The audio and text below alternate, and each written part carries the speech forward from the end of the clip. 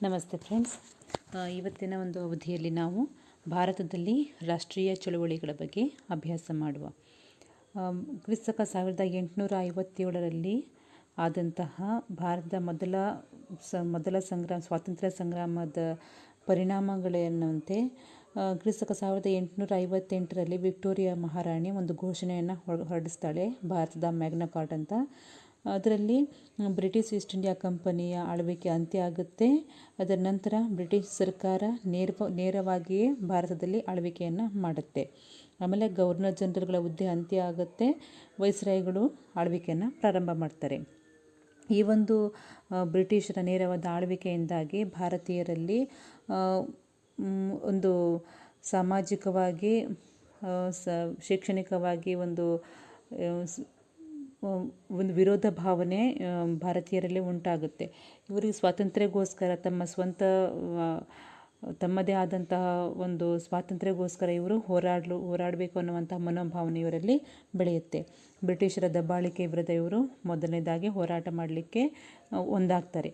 ಈ ಒಂದಾದಂತಹ ಒಂದು ಸಂದರ್ಭದಲ್ಲಿ ಇದೇ ಒಂದು ರಾಷ್ಟ್ರೀಯ ಚಳುವಳಿಗೆ ಕಾರಣ ಆಗುತ್ತೆ.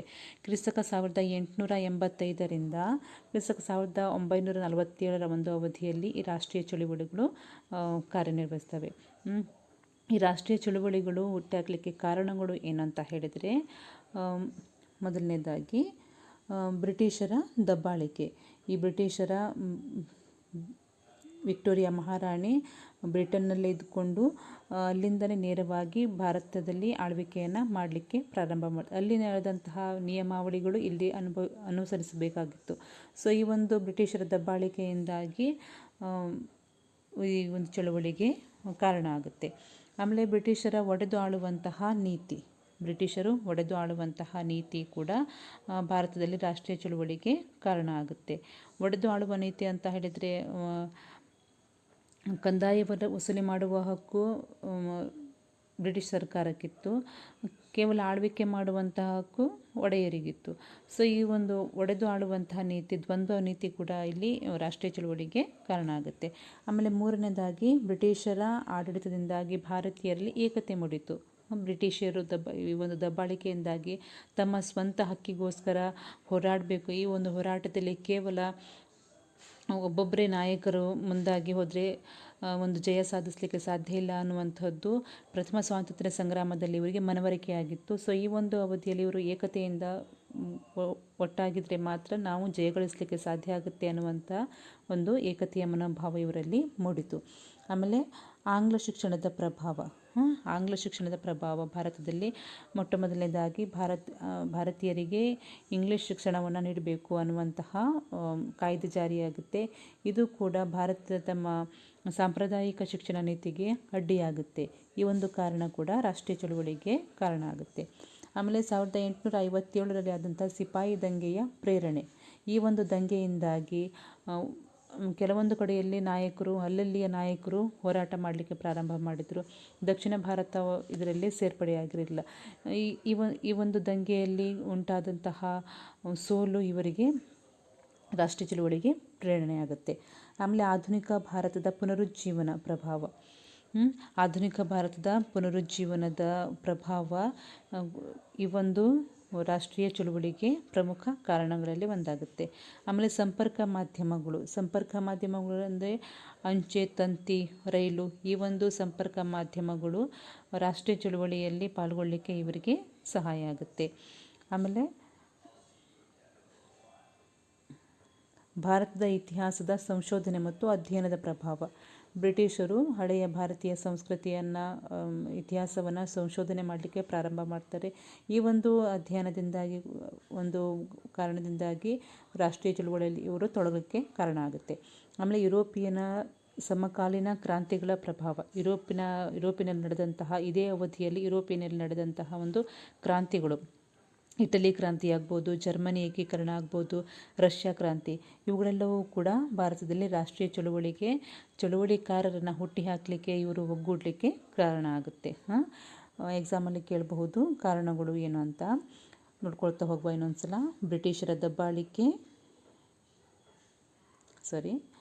ಬ್ರಿಟಿಷರ ದಬ್ಬಾಳಿಕೆ, ಬ್ರಿಟಿಷರು ಆಳುವಂತಹ ನೀತಿ, ಬ್ರಿಟಿಷರ ಆಡಳಿತದಿಂದಾಗಿ ಭಾರತೀಯರಲ್ಲಿ ಏಕತೆ ಮೂಡಿತು, ಆಂಗ್ಲ ಶಿಕ್ಷಣದ ಪ್ರಭಾವ, ಕ್ರಿಸ್ತಕ 1857ರಲ್ಲಿ ನಡೆದಂಥ ಸಿಪಾಯಿ ದಂಗೆಯ ಪ್ರೇರಣೆ,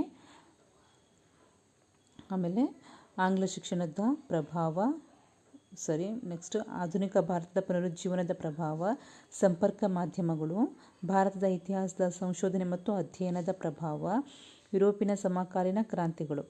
ಇವಿಷ್ಟು ಭಾರತದಲ್ಲಿ ರಾಷ್ಟ್ರೀಯ ಚಳುವಳಿಗಳು ಹುಟ್ಟಲಿಕ್ಕೆ ಕಾರಣ ಆಗುತ್ತೆ. ಆಮೇಲೆ ಈ ಒಂದು ರಾಷ್ಟ್ರೀಯ ಚಳುವಳಿ 3 ಹಂತಗಳಲ್ಲಿ ನಡೆಯುತ್ತೆ. ಮೊದಲನೇದಾಗಿ ಕ್ರಿಸ್ತಕ 1885ರಿಂದ 1905ರ ಅವಧಿಯಲ್ಲಿ ಮೊದಲನೇ ಹಂತ. ಇದನ್ನು ಮಂದ ಅಥವಾ ಉದಾರವಾದಿಗಳು ಆ ಒಂದು ಕಾಲದಲ್ಲಿ ಈ ರಾಷ್ಟ್ರೀಯ ಚಳುವಳಿಯನ್ನು ಪ್ರಾರಂಭ ಮಾಡಿದರು. ಈ ಒಂದು ಹಂತವನ್ನು ಮಂದಗಾಮಿಗಳಂತಹ ಅಥವಾ ಉದಾರವಾದಿಗಳ ಹಂತ ಅಂತ ಕೂಡ ಕರೆದಿದ್ದಾರೆ. ಹಾಗೆ ಎರಡನೇದಾಗಿ ಕ್ರಿಸ್ತಕ 1905ರಿಂದ 1919ರಲ್ಲಿ ಇದು ಎರಡನೇ ಹಂತ, ಇದು ತೀವ್ರಗಾಮಿಗಳ ಹಂತ ಅಂತ. ಆಮೇಲೆ ಮೂರನೇ ಹಂತವಾಗಿ ಕ್ರಿಸ್ತಕ 1920ರಿಂದ 1947ರ ಒಂದು ಅವಧಿಯಲ್ಲಿ ಮೂರನೇ ಹಂತ, ಇದನ್ನು ಗಾಂಧಿಯುಗ ಅಂತ ಕರೆದಿದ್ದಾರೆ. ಈ ರೀತಿಯಾಗಿ ಭಾರತದಲ್ಲಿ ರಾಷ್ಟ್ರೀಯ ಚಳುವಳಿಗಳು 3 ಹಂತಗಳಲ್ಲಿ ನಡೆಯುತ್ತೆ. ಮೊದಲನೇದಾಗಿ ಮಂದಗಾಮಿ ಅಥವಾ ಉದಾರವಾದಿಗಳ ಒಂದು ಹೋರಾಟ ಆಗಿದೆ. ಇದು ಕ್ರಿಸ್ತಕ 1885ರಲ್ಲಿ INC ಅಂದರೆ ಇಂಡಿಯನ್ ನ್ಯಾಷನಲ್ ಕಾಂಗ್ರೆಸ್ ಸ್ಥಾಪನೆಯಾಗುತ್ತೆ. ಇಲ್ಲಿ ಕಾಂಗ್ರೆಸ್ ಅಂತ ಬರ್ತಿಲ್ಲ, ಇಂಡಿಯನ್ ನ್ಯಾಷನಲ್ ಕಾಂಗ್ರೆಸ್ ಕ್ರಿಸ್ತಕ 1885ರಲ್ಲಿ ಸ್ಥಾಪನೆಯಾಗುತ್ತೆ. ಇದು ಭಾರತದ ಮೊದಲ ಒಂದು ಸಂಸ್ಥೆ ಅಂತ ಹೇಳ್ಬೋದು. ಭಾರತದ ರಾಷ್ಟ್ರೀಯ ಕಾಂಗ್ರೆಸ್ ಸ್ಥಾಪನೆ ಯಾವಾಗ ಆಗಿತ್ತು ಅಂತ ಕೇಳಿದ್ರೆ ಕ್ರಿಸ್ತಕ 1885ರಲ್ಲಿ. ಇದರ ಸ್ಥಾಪಕ ಎ.ಒ. ಹ್ಯೂಮ್ರವರು ಭಾರತದ ರಾಷ್ಟ್ರೀಯ ಕಾಂಗ್ರೆಸ್ನ ಸ್ಥಾಪಕರಾಗಿದ್ದರು.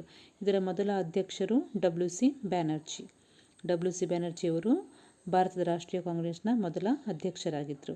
ಇದರ ಮೊದಲ ಅಧಿವೇಶನ ಎಲ್ಲಿ ನಡೀತು ಅಂತ ಹೇಳಿದರೆ ಬಾಂಬೆಯಲ್ಲಿ ಗೋಕುಲ್ದಾಸ್ ತೇಜ್ಪಾಲ್ ಹೈಸ್ಕೂಲ್ನಲ್ಲಿ ಭಾರತದ ಕಾಂಗ್ರೆಸ್ ಮೊದಲ ಅಧಿವೇಶನ ನಡೆಯುತ್ತೆ. ಈ ಒಂದು ಅವಧಿಯಲ್ಲಿ ವೈಸ್ರಾಯ್ ಆಗಿದ್ದವನಂತ ಹೇಳಿದರೆ ಲಾರ್ಡ್ ಡಫ್ರಿನ್ ಇವನು ಈ ಒಂದು ಅವಧಿಯಲ್ಲಿ ಬಾಂಬೆಯಲ್ಲಿ ಒಂದು ಮೊದಲ ಅಧಿವೇಶನ ನಡೆದಂಥ ಒಂದು ಅವಧಿಯಲ್ಲಿ ಲಾರ್ಡ್ ಡಫ್ರಿನ್ ಬ್ರಿಟಿಷ್ ವೈಸ್ರಾಯ್ ಆಗಿದ್ದ. ಇವನು ರಕ್ಷಣಾ ಕವಚ ಸಿದ್ಧಾಂತದ ಆಧಾರದ ಮೇಲೆ ಈ ಒಂದು ಕಾಂಗ್ರೆಸ್ ಸ್ಥಾಪನೆಗೆ ಒಪ್ಪಿಗೆಯನ್ನು ನೀಡುತ್ತಾನೆ. ರಕ್ಷಣಾ ಕವಚ ಸಿದ್ಧಾಂತದ ಒಂದು ಆಧಾರದ ಮೇಲೆ ಲಾರ್ಡ್ ಡಫ್ರಿನ್ ಒಪ್ಪಿಗೆಯನ್ನು ನೀಡ್ತಾನೆ. ಈ ಒಂದು ಅವಧಿಯಲ್ಲಿ ಬ್ರಿಟಿಷ್ ಸರ್ಕಾರ ಬ್ರಿಟನ್ನಲ್ಲಿದ್ದುಕೊಂಡೇ ಭಾರತದ ಸರ್ವಾಧಿಕಾರವನ್ನು ನೋಡ್ಕೊಳ್ತಾ ಇತ್ತು. ಇಲ್ಲಿ ವೈಸ್ರಾಯ್ಗಳು ಆಳ್ವಿಕೆಯನ್ನು ಮಾಡ್ತಾಯಿದ್ರು. ಈ ಒಂದು ರಕ್ಷಣಾ ಕವಚ ಸಿದ್ಧಾಂತದ ಒಂದು ಆಧಾರದ ಮೇಲೆ ಲಾರ್ಡ್ ಡಫ್ರಿನ್ ಭಾರತ ಕಾಂಗ್ರೆಸ್ ಸ್ಥಾಪನೆಗೆ ಒಪ್ಪಿಗೆಯನ್ನು ನೀಡ್ತಾನೆ. ಆಮೇಲೆ ಇದು ಒಂದು ಒಪ್ಪಿಗೆಯ ಆಧಾರದ ಮೇಲೆ ಬ್ರಿಟಿಷರ ಕಾನೂನುಬದ್ಧವಾದಂಥ ಒಂದು ಹೋರಾಟ ಇದಾಗಿತ್ತು. ಇವರ ಒಂದು ಮೊದಲನೇ ಹಂತದ ಇದು ಮಂದಗಾಮಿ ಅಥವಾ ಉದಾರವಾದಿಗಳ ಇದು ಹೋರಾಟ ಬ್ರಿಟಿಷರ ಕಾನೂನಿಗೆ ಬದ್ಧವಾಗಿತ್ತು. ಇದು ಕೇವಲ ಅಹಿಂಸೆಯಿಂದ ಕೂಡಿತ್ತು. ಸಭೆ ಸಮಾರಂಭಗಳ ಮೂಲಕ ತಮ್ಮ ಚಿಂತನೆಗಳನ್ನು ಹೊರಡಿಸಲಿಕ್ಕೆ, ಪತ್ರಿಕೆಗಳಲ್ಲಿ ತಮ್ಮ ಚಿಂತನೆಗಳನ್ನು ಹೊರಡಿಸುವಂಥದ್ದು, ಭಾಷಣಗಳ ಮೂಲಕ, ಈ ಒಂದು ವಿಧಾನಗಳ ಮೂಲಕ ಮೊದಲನೇ ಅವಧಿಯ ರಾಷ್ಟ್ರೀಯ ಚಳುವಳಿ ನಡೆಯುತ್ತೆ. ಬ್ರಿಟಿಷರ ಕಾನೂನಿಗೆ ಬದ್ಧವಾಗಿ ಕೇವಲ ಅಹಿಂಸೆಯಿಂದ ಸಭೆ ಸಮಾರಂಭಗಳಲ್ಲಿ, ಪತ್ರಿಕೆಗಳಲ್ಲಿ ತಮ್ಮ ಚಿಂತನೆಯನ್ನು, ಭಾಷಣಗಳನ್ನು ಪ್ರಕಟಿಸೋದರ ಮೂಲಕ ಭಾರತೀಯರಲ್ಲಿ ರಾಷ್ಟ್ರೀಯ ಚಳುವಳಿಗೆ ಒಂದು ಹುಮ್ಮಸ್ಸನ್ನು ಇವರು ತುಂಬುತ್ತಾರೆ. ಈ ಒಂದು ಮಂದಗಾಮಿ ಅಥವಾ ಉದಾರವಾದಿಗಳ ನಾಯಕರು ಯಾರು ಅಂತ ಹೇಳಿದರೆ, ಈ ಒಂದು ಅವಧಿಯ ಹೋರಾಟಗಾರರು ಯಾರು ಅಂತ ಹೇಳಿದರೆ, ಮೊದಲನೇದಾಗಿ ದಾದಾಬಾಯಿ ನೌರೋಜಿ. ಇವರನ್ನು ಭಾರತದ ವೃದ್ಧ ಪಿತಾಮಹ ಅಂತ ಕೂಡ ಕರೆದಿದ್ದಾರೆ. Grand old man of India ಅಂದರೆ ಯಾರು? ದಾದಾಬಾಯಿ ನೌರೋಜಿ, ಭಾರತದ ವೃದ್ಧ ಪಿತಾಮಹ. ಇವರು ಮೊದಲನೇ ನಾಯಕರಾಗಿದ್ದರು. ಇವರನ್ನು ಭಾರತದ ಅನಧಿಕೃತ ರಾಯಭಾರಿ ಅಂತ ಕೂಡ ಕರೆದಿದ್ದಾರೆ. ಭಾರತದ ಅನಧಿಕೃತ ರಾಯಭಾರಿ ಯಾರು ಅಂತ ಕೇಳಿದರೆ ದಾದಾಬಾಯಿ ನೌರೋಜಿ. ಇವರು ಬರೆದಂತಹ ಕೃತಿ poverty and an British rules in India. Poverty and an British rule in India, ಇದು ದಾದಾಬಾಯಿ ನವರೋಜಿಯವರ ಕೃತಿ. ಇವರ ಸಿದ್ಧಾಂತ ಅಂತ ಹೇಳಿದರೆ ಆರ್ಥಿಕ ಸೋರಿಕೆಯ ಸಿದ್ಧಾಂತ. ಇವರು ಮಂಡಿಸಿದಂತಹ ಒಂದು ಸಿದ್ಧಾಂತ ಆರ್ಥಿಕ ಸೋರಿಕೆಯ ಸಿದ್ಧಾಂತ. ಇದು ದಾದಾಬಾಯಿ ನವರೋಜಿಯವರ ಒಂದು ಅವಧಿಯ ನಾಯಕರಾಗಿದ್ದರು. ಮಂದಗಾಮಿಯ ಅಥವಾ ಉದಾರವಾದಿ ಒಂದು ಚಳುವಳಿಯ ನಾಯಕರಾಗಿದ್ದರು. ಆಮೇಲೆ ಎರಡನೇದಾಗಿ ಎಸ್.ಎನ್. ಬ್ಯಾನರ್ಜಿ. ಇವರು ICS ಪಾಸ್ ಆದಂತಹ ಮೊಟ್ಟ ಮೊದಲ ಭಾರತೀಯ. ICS ಪಾಸ್ ಆದಂತಹ ಮೊಟ್ಟ ಮೊದಲ ಭಾರತೀಯ ಯಾರು ಅಂತ ಕೇಳ್ಬೋದು, ಎಸ್.ಎನ್. ಬ್ಯಾನರ್ಜಿ. ಆಮೇಲೆ ಬದ್ರುದ್ದೀನ್ ತ್ಯಾಬ್ಜಿ. ಇವನು ಕಾಂಗ್ರೆಸ್ ಅಧಿವೇಶನದ ಅಧ್ಯಕ್ಷತೆಯನ್ನು ವಹಿಸಿಕೊಂಡ ಮೊದಲ ಮುಸ್ಲಿಂ ನಾಯಕ. ಕಾಂಗ್ರೆಸ್ ಅಧಿವೇಶನದ ಅಧ್ಯಕ್ಷತೆಯನ್ನು ವಹಿಸಿಕೊಂಡಂತಹ ಮೊದಲ ಮುಸ್ಲಿಂ ನಾಯಕ ಯಾರು ಅಂತ ಕೇಳ್ಬೋದು, ಬದ್ರುದ್ದೀನ್ ತ್ಯಾಬ್ಜಿ. ಆಮೇಲೆ N.G. ಚಂದಾವರ್ಕರ್.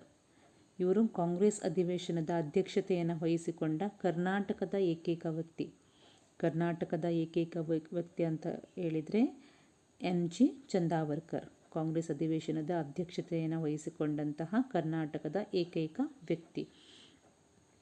ಆಮೇಲೆ ಇತರ ನಾಯಕರು ಅಂತ ಹೇಳಿದರೆ ಫಿರೋಜ್ ಶಾ ಮೆಹ್ತಾ, M.G. ರಾಂಡೆ, ಗೋಪಾಲ್ ಕೃಷ್ಣ ಗೋಖಲೆ. ಇವರು ಕೂಡ ಮಂದಗಾಮಿ ಅಥವಾ ಉದಾರವಾದಿಗಳ ಒಂದು ಹೋರಾಟಗಾರರಲ್ಲಿ ಇದ್ದಂತಹ ನಾಯಕರುಗಳು. ಕ್ವಶನಲ್ಲಿ ಹೀಗೆ ಕೇಳಬಹುದು, 4 ಮಂದಿ ಹೆಸರನ್ನು ಕೊಟ್ಬಿಟ್ಟು ಇವರಲ್ಲಿ ಬೇರೆ ಬೇರೆ ಹೆಸರನ್ನು ಕೊಟ್ಬಿಟ್ಟು ಇವರ ಮಂದಗಾಮಿಗಳು ಯಾರು ಅಂತ ಕೇಳ್ಬೋದು, ಉದಾರವಾದಿಗಳು ಅಥವಾ ತೀವ್ರಗಾಮಿಗಳು ಗಾಂಧಿಯುಗ ಯಾವುದು ಅಂತ ಕೇಳ್ಬೋದು. ಯಾವ ಹಂತದಲ್ಲಿ ಇವರು ರಾಷ್ಟ್ರೀಯ ಚಳುವಳಿಯಲ್ಲಿ ಪಾಲ್ಗೊಂಡಿದ್ರು ಅಂತ ಕೂಡ ಕೇಳಬಹುದು. ಇನ್ನೊಂದ್ಸಲ ನೋಡ್ಕೊಳ್ತಾ ಹೋಗುವ. ಮೊದಲನೇದಾಗಿ ದಾದಾಬಾಯಿ ನವರೋಜಿ. ಇವರನ್ನು ಭಾರತದ ವೃದ್ಧ ಪಿತಾಮಹ, grand old man of India, ಭಾರತದ ಅನಧಿಕೃತ ರಾಯಭಾರಿ ದಾದಾಬಾಯಿ ನವರೋಜಿಯನ್ನು ಹೀಗೆ ಅಂತ ಕರೆದಿದ್ದಾರೆ.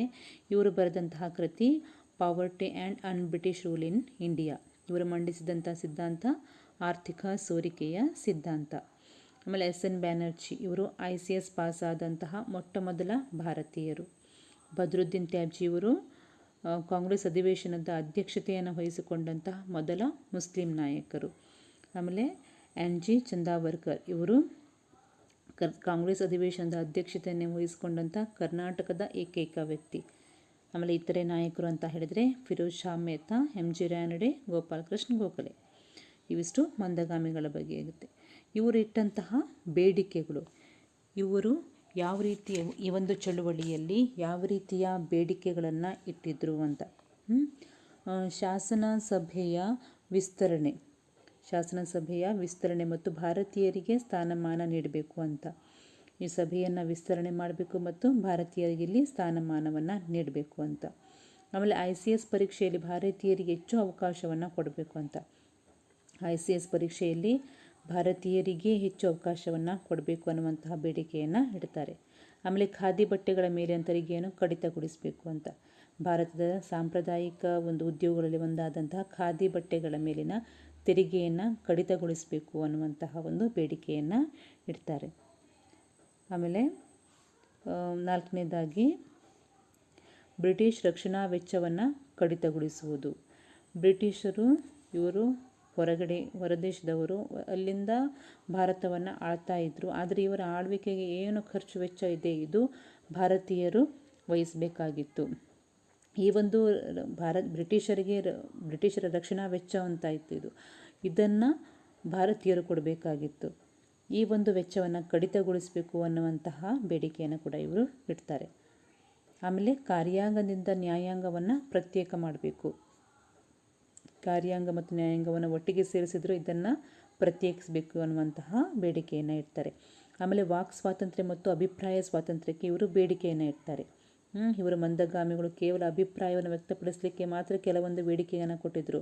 ವಾಕ್ ಸ್ವಾತಂತ್ರ್ಯಕ್ಕೆ, ಅಭಿಪ್ರಾಯವನ್ನು ಸ್ವತಂತ್ರವಾಗಿ ಪ್ರಕಟಿಸಲಿಕ್ಕೆ ಇವರಿಗೆ ಸ್ವಾತಂತ್ರ್ಯ ಇದ್ದಿರಲಿಲ್ಲ. ಈ ಒಂದು ತಮಗೆ ವಾಕ್ ಸ್ವಾತಂತ್ರ್ಯ ಇಡಬೇಕು, ಅಭಿಪ್ರಾಯವನ್ನು ಸ್ವತಂತ್ರವಾಗಿ ಮಂಡಿಸಲಿಕ್ಕೆ ನಮಗೆ ಅವಕಾಶ ಕೊಡಬೇಕು ಅನ್ನುವಂತಹ ಬೇಡಿಕೆಯನ್ನು ಕೂಡ ಇವರು ಇಡ್ತಾರೆ. ಆಮೇಲೆ ಈ ಒಂದು ಅವಧಿಯಲ್ಲಾದಂತಹ ಸಾಧನೆಗಳು, ಇವರು ಪಡ್ಕೊಂಡಂತಹ ಸಾಧನೆ ಏನು ಅಂತ, ಈ ಒಂದು ಮಂದಗಾಮಿಗಳ ಹೋರಾಟದಿಂದಂತಹ ಇವರು ಪಡ್ಕೊಂಡಂತಹ ಫಲ ಏನು, ಮಾಡಿದಂತಹ ಸಾಧನೆ ಏನು ಅಂತ. ಭಾರತೀಯರಲ್ಲಿ ಈ ಒಂದು ಅವಧಿಯಲ್ಲಿ ಏಕತೆ ಉಂಟು ಮಾಡಿತು. ಇವರು ಎಲ್ಲ ನಾಯಕರು ಭಾರತೀಯರಲ್ಲಿ ಏಕತೆಯನ್ನು ಉಂಟು ಮಾಡಿದರು. ಆಮೇಲೆ ರಾಜಕೀಯ ಪ್ರಜ್ಞೆಯ ಅರಿವನ್ನು ಉಂಟು ಮಾಡಿದರು. ರಾಜಕೀಯ ಪ್ರಜ್ಞೆ, ನಮ್ಮ ದೇಶ ನಮ್ಮ ಜನ ಅನ್ನುವಂತಹ ಒಂದು ರಾಜಕೀಯ ಪ್ರಜ್ಞೆ, ಆಳ್ವಿಕೆಯನ್ನು ಯಾವ ರೀತಿ ಮಾಡಬೇಕು ಅನ್ನುವಂತಹ ಒಂದು ಅರಿವು ಕೂಡ ಇವರಲ್ಲಿ ಮೂಡಿತು. ಇವರೆಲ್ಲ ಆಧುನಿಕ ಭಾರತದ ನಿರ್ಮಾಪಕರು. ಇವರೆಲ್ಲ ಆಧುನಿಕ ಭಾರತದ ಯಾರೆಲ್ಲ ಈ ಒಂದು ಮಂದಗಾಮಿ ಅಥವಾ ಈ ಒಂದು ಅವಧಿಯಲ್ಲಿ ನಾಯಕರು ಇದ್ದರು, ಇವರೆಲ್ಲರೂ ಆಧುನಿಕ ಭಾರತದ ನಿರ್ಮಾಪಕರಾಗಿ ಮಾರ್ಪಡ್ತಾರೆ. ಅನಂತರದ ಹೋರಾಟಗಾರರು ಇವರು ಆದರ್ಶಪ್ರಾಯರಾಗಿದ್ದರು. ಅದರ ನಂತರ ಬಂದಂತಹ ಯಾವ ಹೋರಾಟಗಾರರಿದ್ದರು ಇವರಿಗೆಲ್ಲರಿಗೂ ಈ ಉದಾರವಾದಿ ಅಥವಾ ಮಂದಗಾಮಿಗಳು ಏನಾಗಿದ್ದರು, ಆದರ್ಶಪ್ರಾಯರಾಗಿದ್ದರು. ಉದಾಹರಣೆಗೆ ಅಂತ ಹೇಳಿದರೆ ಜಿ.ಕೆ. ಗೋಖಲೆಯವರು ಗಾಂಧೀಜಿಯವರ ರಾಜಕೀಯ ಗುರುಗಳಾಗಿದ್ದರು. ಮೂರನೇ ಹಂತವಾದಂತಹ ಗಾಂಧಿ ಯುಗದಲ್ಲಿ ಗಾಂಧೀಜಿಯವರು ಹೋರಾಟ ಮಾಡಿದರು. ಇವರಿಗೆ ಪ್ರೇರಣೆ ಆಗಿದ್ದಂಥವ್ರು ಯಾರು ಅಂತ ಹೇಳಿದರೆ ಜಿ.ಕೆ. ಗೋಖಲೆ. ಮಂದಗಾಮಿ ಅಥವಾ ಉದಾರವಾದಿಗಳ ನಾಯಕರಲ್ಲಿ ಒಬ್ಬರಾದಂಥ ಜಿ.ಕೆ. ಗೋಖಲೆಯವರು ಗಾಂಧೀಜಿಯವರಿಗೆ ಗುರುಗಳಾಗಿದ್ದರು.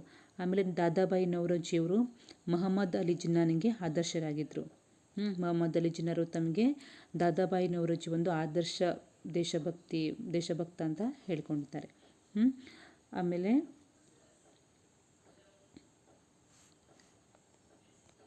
ಎರಡನೇ ಹಂತವಾಗಿ